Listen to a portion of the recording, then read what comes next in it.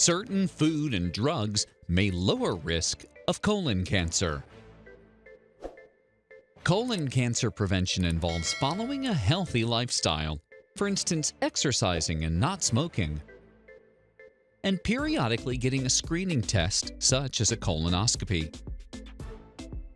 Some studies showed a link between a lower risk of colon cancer and use of nonsteroidal anti-inflammatory drugs such as aspirin, ibuprofen, and naproxen,